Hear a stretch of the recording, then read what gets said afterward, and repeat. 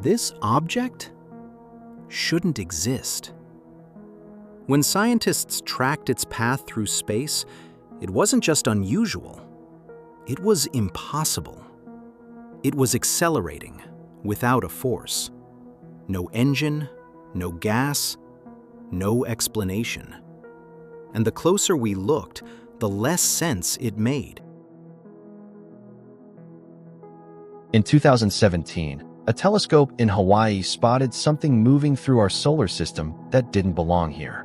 It came from another star system entirely, the first interstellar object we'd ever seen.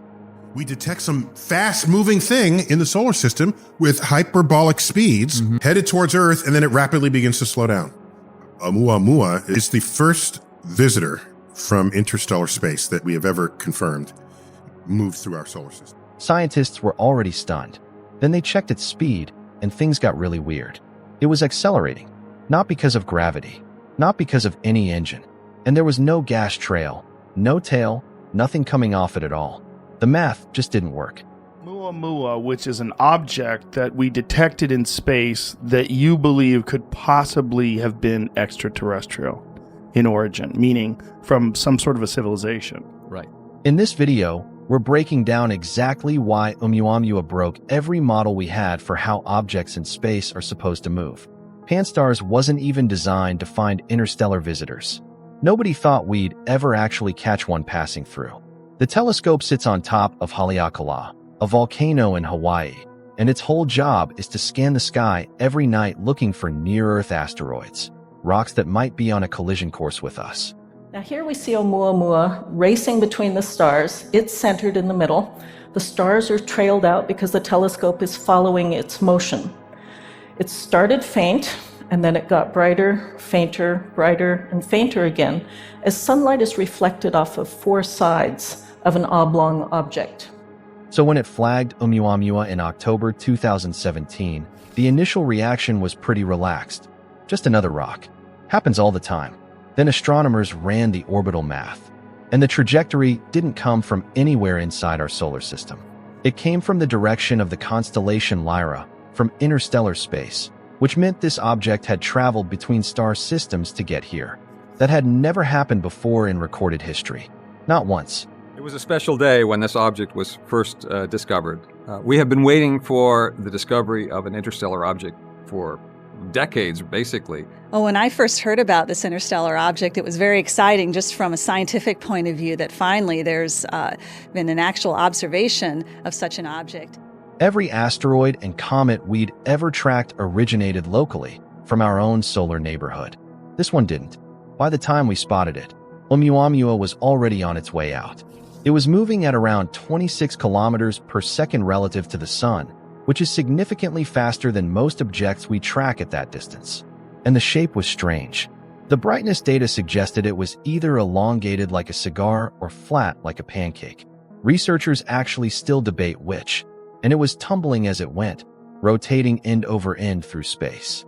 That brightness is how scientists were measuring it, because at that distance you can't actually photograph the shape directly.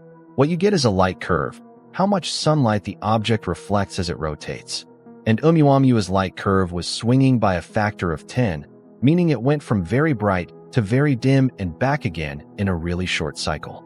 That kind of variation tells you the shape is seriously elongated, because a round object barely changes brightness as it spins.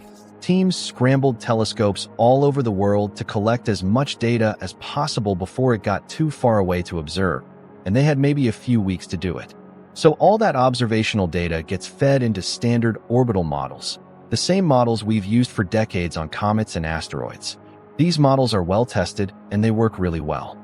You plug in the position and velocity measurements, you account for the gravitational pull of the sun and the planets, and the model spits out a predicted path.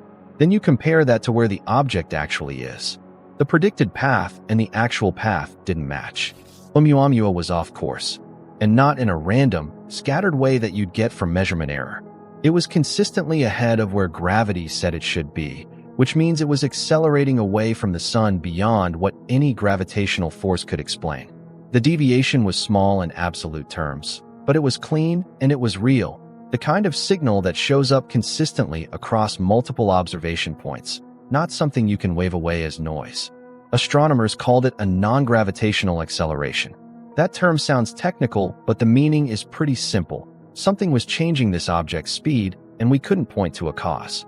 And here's the thing. We actually do have a solid, well-understood explanation for when space objects accelerate unexpectedly. It works on basically every comet we've ever studied. But when researchers tried to apply it to Oumuamua, the whole thing fell apart. So comets speed up all the time, and astronomers don't really stress about it. There's a well-understood process that explains it, called outgassing, and it's actually pretty straightforward once you see how it works. When a comet gets close to the sun, the ice on its surface heats up and skips the liquid phase entirely. It goes straight from solid to gas. That's sublimation. And that gas doesn't just drift away quietly. It jets off the surface with real force, and by Newton's third law, the comet gets nudged in the opposite direction. So the comet picks up speed in ways that pure gravity doesn't account for, and that shows up in the orbital data as a non-gravitational acceleration. Same term, totally explainable cause. And here's the thing, that process is visible. When ice sublimates off a comet's surface, it carries dust with it, and that gas and dust forms a coma, which is basically a fuzzy cloud that surrounds the comet's nucleus. Then solar wind stretches that material out into a tail, sometimes tens of millions of kilometers long. Every telescope on Earth can see it. So when we're tracking a comet and the math shows unexpected acceleration, we can literally watch the outgassing happening in real time. The cause and the effect are both right there in the data. Oumuamua had no coma, no tail, no gas signature of any kind.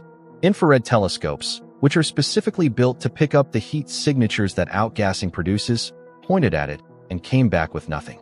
And that's not a minor gap. That's the whole mechanism missing. The outgassing model requires actual outgassing. Without it, you don't have a model anymore.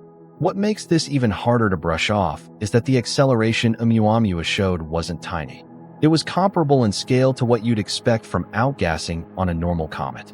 So whatever was pushing it had to be delivering a real, significant force, just completely silently and with no detectable byproduct.